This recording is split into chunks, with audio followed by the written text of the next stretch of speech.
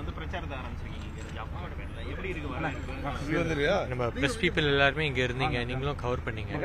இங்கே பார்த்தாலும் மக்கள் வந்து உற்சாக விதத்துல வந்து வரவேற்கிறாங்க. நீங்க பாத்தீங்கன்னா நம்ம வந்து ரெட்டையில வணக்க வைக்கிறோம், வணக்க வச்சுட்டு அவங்க ரெட்டையில காமிக்கிறாங்க. அந்த அளவிற்கு இந்த ஆட்சிக்கு ஒரு தக்க பாடம் புகட்ட வேண்டும் என்ற விதத்தில் மக்கள் முடிவெடுத்து மக்கள் தன்னிச்சையாக எழுச்சியாக இருக்கக்கூடிய நிலைமை வந்து ஒட்டுமொத்தமாக சேதப்பை தொகுதியில் நம்ம வந்து பார்க்க போகிறோம். அதனால தான் காலையில் உற்சாக கழக தொண்டர்கள் மிக சிறந்த அளவு உற்சாகத்துடன் இருக்கிறார்கள், எழுச்சியுடன் இருக்கிறாங்க. அவங்களோட சேர்ந்து மக்களுடைய எழுச்சியும் காணப்படுகிறது. அதனால 100% இறையருவால் கண்டிப்பாக நம்ம நாடாளுமன்ற தொகுதி வந்து வெற்றி பெறும். கடந்த 5 ஆண்டு காலத்தில் நம்முடைய தோழமை கட்சி நாடாளுமன்ற உறுப்பினர்களுடைய செயல்பாடு எப்படி இருக்கீங்க?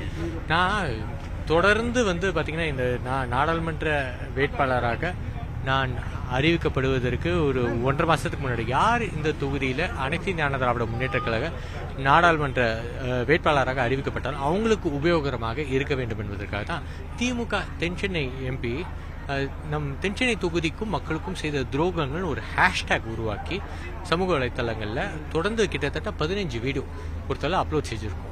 ஒவ்வொரு தொகுதியை சார்ந்திருக்கக்கூடிய இஷ்யூவில் அவருடைய செயல் இன்மையெல்லாம் பட்டியலிட்டு சொல்லியிருக்கோம். அது சிஎம்ஆர்எல், எம்ஆர்டிஎஸ், பள்ளிக்கரணை சதுப்பு நிலம், ரயில்வே துறை சார்ந்திருக்கக்கூடியது, பெண்கள் பாதுகாப்பு, நான் ஒட்டுமொத்தமாக ஒவ்வொரு வீடியோவில் வந்து அது எல்லாம் அதில் தெளிவாக நானே வந்து வீடியோ பதிவு செய்து மக்களுக்கு வந்து நான் வந்து சொல்லியிருக்கேன். கழக தோழர்கள் மக்களிடத்தில் அதெல்லாம் எடுத்து சொல்லி கொண்டு இருக்கிறார். மக்களுக்கு நன்றாக உணர்ந்திருக்கிறது.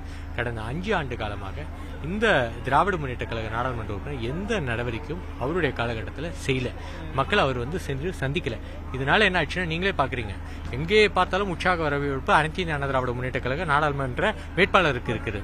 ஆனால் திமுக நாடாளுமன்றம் எங்கே சென்றாலும் மக்கள் மிகப்பெரிய அதிருப்தியை அவங்க காட்டிக் கொண்டு இருக்கிறார்கள். எங்கே பார்த்தாலும் கண்டன குரல். ஏமா 5 வருஷத்துக்கு முன்னாடி வந்த இப்பதான் வரியாமா அப்படின்னு சொல்லிட்டு கேட்குறாங்க.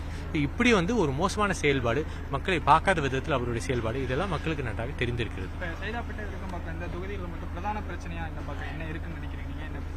சார், இப்போ நாடாளுமன்ற உறுப்பினராக வந்து நம்ம என்ன விதத்தில் நம்ம தொகுதிக்கு வளர்ச்சி கொண்டு வர முடியும் என்பதையெல்லாம் சிந்தித்து பார்க்கணும். இப்போ ஒரு உதாரணம் சொல்கிறேன் நான். ஏன்னா காலையில் நான் வந்து ரயில்வே துறை சார்ந்திருக்கக்கூடியது நான் சொன்னேன். இந்த ரயில்வே துறை சார்ந்தது நம்ம சைதாப்பேட் வந்து தொகுதியிலே சைதாப்பேட்டும் வருது, நம்ம கிண்டியும் வருது.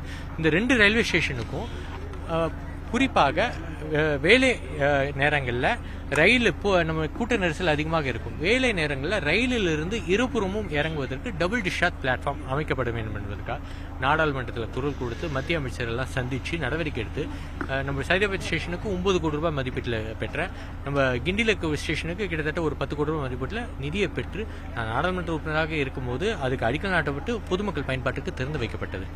திமுக நாடாளுமன்ற உறுப்பினர் அவருடைய 5 ஆண்டு காலத்தில் ஒரு இன்ஃப்ராஸ்ட்ரக்சர் ஃபெசிலிட்டி கூட நம்முடைய நாடாளுமன்ற தொகுதியில் ரயில்வே துறை சார்ந்து நடைபெறவில்லை. காரணம் என்ன? அவங்க அது குறித்து எந்த விதத்திலும் நடவடிக்கை எடுக்கலை. சரி, அதே போன்ற நம்முடைய சைதாப்பேட்லேயே நீங்கள் எடுத்துக்கிட்டிங்கன்னா நேஷனல் இன்ஸ்டிடியூட் ஆஃப் ஏஜிங் முதியோருக்கான தேசிய சிகிச்சை ஆராய்ச்சி நிறுவனம் 140 கோடி ரூபாய் மதிப்பீட்டில், அது நான் நாடாளுமன்ற உறுப்பினராக இருந்திருக்க நேரத்தில் எடுத்திருக்க முயற்சி நாடாளுமன்றத்தில் பேசி மத்திய அமைச்சரை சந்தித்து இங்கே நிதி பெற்று நம்முடைய நாடாளுமன்ற தொகுதியில் அமைக்கப்பட்ட, அதாவது அடிக்கல் நாட்டப்பட்டு பணிகள் நடைபெற்றுக் கொண்டது, திறந்தும் வைக்கப்பட்டது. இப்போ வந்து பொறுத்தவரை திறந்து வைக்கப்பட்டது. அது மிகப்பெரிய கோவிட் சென்டராக எடப்பாடி கே பழனிசாமி மாற்றினார்கள். அதனால சைதாப்பேட்டில் இருக்கக்கூடிய பல லட்சக்கணக்கான உயிர்களை அது காப்பாற்றிருக்கக்கூடிய விதத்தில் அது அமைஞ்சதுங்க. இது சைதாப்பேட்டில். நீங்கள் விருகம்பாக்கமும் சேர்த்து சொன்னா நான் சொல்கிறேன். கே நகர் விருகம்பாக்கம்ல இருக்கு. அதில் இஎஸ்ஐசி மருத்துவக் கல்லூரி இருக்கு. கிட்டத்தட்ட 250 கோடி ரூபாய் மதிப்பீட்டில் 410 படுக்கை கொண்ட மிகப்பெரிய மருத்துவமனை அட்மினிஸ்ட்ரேஷன் பிளாக் வந்து ஒட்டுமொத்தமாக அங்கே வந்து உருவாக்கி இருக்கக்கூடிய விதத்தில் மத்திய அரசாங்கம் கிட்ட பேசி நிதியை பெற்று அங்கே இருக்கக்கூடிய அமைச்சர் பண்டாரு தத்தேரியா அவரையெல்லாம் சந்தித்து எடுக்கப்பட்ட முயற்சியின் காரணமாக அது அமைக்கப்பட்டது. ஸோ நீங்கள் கேட்டிருக்கக்கூடியது வெறும் ஜிஸ்ட் தான். அந்த ஜிஸ்டில் நான் எடுத்துக்கூடிய நடவடிக்கை இந்த 2 தொகுதிக்கு. ஆனால் முழுசாக நான் ஒன்றும் சொல்லலை. இன்னும் சைதாபேட் ஸ்டேஷனுக்கு வேறு மற்றவர்கள்லாம் இருக்குது, அதெல்லாம் சொல்லணும், நீண்ட பெரிய பட்டியலில் இருக்குங்க. ஆனால் திமுக நாடாளுமன்ற உறுப்பினர் இந்த 2 தொகுதிக்கு 1 ரூபா கூட அவங்க வந்து கொண்டு வரல. இப்போ நீங்கள் உதாரணம் சொல்ல வேண்டும்னா மத்திய அரசாங்கத்தை நாடி மருத்துவத்துறை சார்ந்து 1 ரூபாய் கூட கொண்டு வராத நாடாளுமன்ற உறுப்பினர் தான் திமுக நாடாளுமன்ற உறுப்பினர்.